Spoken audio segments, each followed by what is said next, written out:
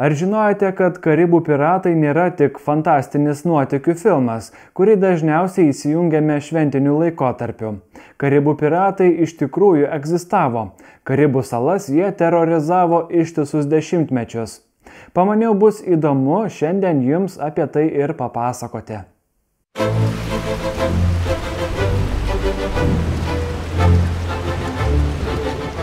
Nors piratystės prasidėjo apie 16 amžių, tikroji auksinė piratų era prasidėjo kiek vėliau. 17 amžiuje kaimininėse Karibų salose Hispaniola ir Tortuga egzistavo tokie žmonės praminti bukanieriais. Iš pradžių jie tebuvo medžiotojai, savo muškietomis šaudė laukines kiaules. Jas vėliau išrūkydavo tokiose medinėse rėmuose pavadinimu bukanai. Būtent dėl to tuos žmonės bukanieriais ir praminė. Vėliau kai kurie Karibų salų valdovai bukanierius ėmė samdyti kitų šalių puldinėjimui. Pavyzdžiui, Britanijai priklausiusi Jamaika jiems mokėjo, kad šie puldinėtų ispanų uostus ir brangenybės gabenančius laivus.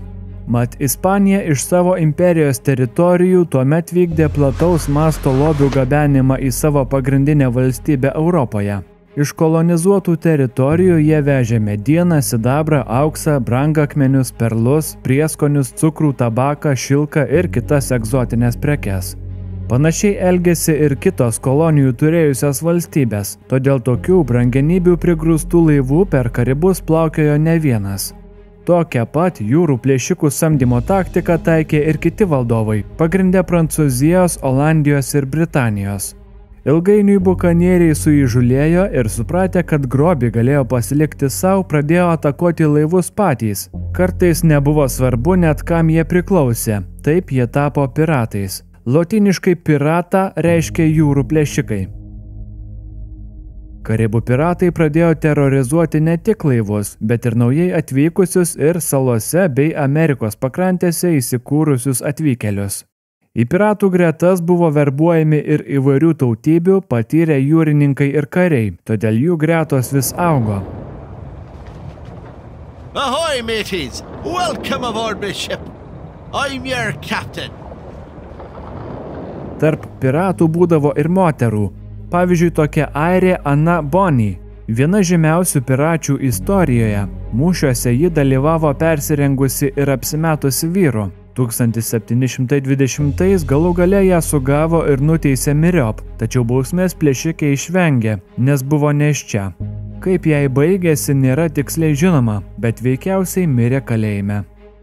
Kadangi Karibai buvo visų pelningų mainų centras, būtent ten piratai pagrinde ir siausdavo. Ten turtingieji pirkdavo ir parduodavo auksą, sidabrą, tabaką, vergus ir kitus tų laikų vertingiausius turtus. Pavyzdžiui, Ispanijos konkurentai prancūzai ar britai visomis išgalėmis stengdavosi skatinti piratystę prieš Ispanijos laivus, kurie savo lobių prikimštus laivus pradėjo siųsti konvojais, su apginkluotais laivais priešakyje, kurie saugojo nuo piratų.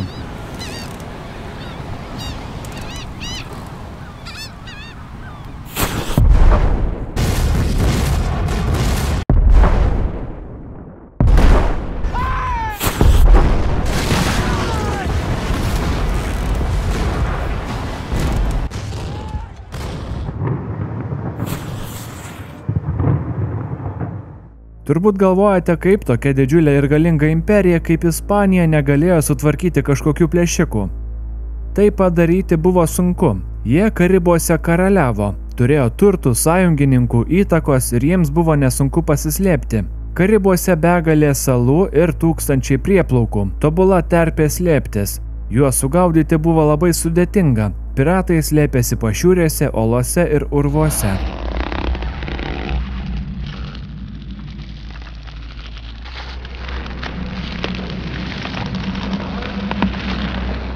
Apskritai jiems ilgą laiką nebuvo pasipriešinimo, o oficialios Karibų šalių kariuomenės buvo susilpnėjusios. Jų populiacijas kankino iš Europos netyčia atvežtų ligų epidemijos ir marai. Pačiu populiariausiu piratu istorijoje yra laikomas toks Edvardas Juodabarzdis Tyčas.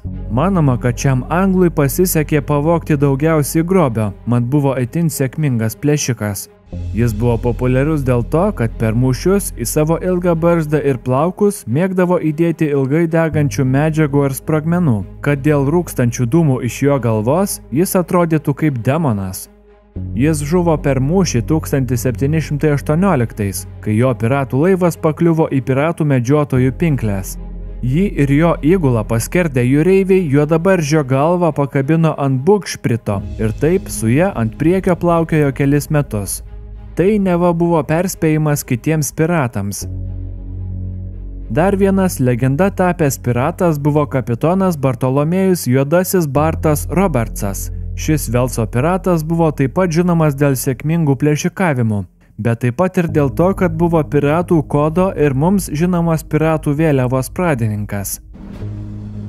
Manoma, kad per savo karjerą Juodasis Bartas perėmė virš 470 laivų. Be Karibų ir Amerikų jam patiko vaidentis ir aplink vakarinę Afrikos dalį. Kapitonas žuvo, kai per mūšį jam šovinys pataikė į kaklą. Kolegos piratai išpildė Barto norą ir jį su visais jo ginklais palaidojo išmesdami kapitoną per bortą. Kadangi piratai daugiausiai koncentravosi į Ispanijos laivų atakas, ilgą laiką britai, prancūzai ar olandai į tai nelabai kišosi. Tačiau Ispanijai susilpnėjus laivų apmažėjo, o piratai pradėjo ieškoti naujų aukų. Jų akiratyje vis dažniau atsirasdavo kitų šalių laivai. Taip pat Karibuose dirbančių ir Europos šalims priklausančių vergų saugumas nebuvo užtikrintas. Jie kolonijose augino tabaką, cukrų ir kitus tuo metu brangius išteklius, kuriuos piratai taip pat mėgdavo pasisavinti. Šaliai suprato, kad piratus reikia išvaikyti, todėl ten pradėjo siųsti savo kariuomenės.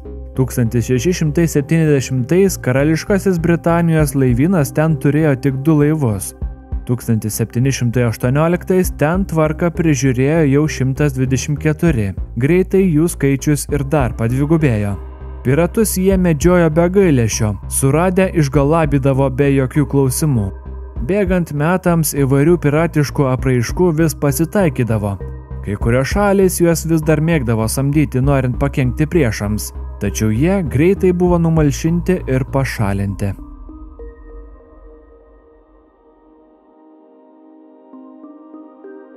Ar sužinojai ką nors naujo? Jei taip, paspausk mygtuką patinka ir nepamiršk prenumeruoti mano kanalo. O jei manai, kad darau kažką gero, Contribui platformoje galite prisidėti prie šio kanalo išlaikymo. Ačiū, kad žiūrėjote ir iki kito karto. There once was a ship that put to sea, and the name of the ship was the Bulliati. The winds blew hard, her bow dipped down, oh blow me, bully boys blow. Soon may the wellermen come to bring us sugar and tea and rum. One day when the tonguing is done, we'll take our leave and go. She hadn't been 2 weeks from shore when down on her a right whale bore. The captain called all hands and swore he'd take that whale in tow.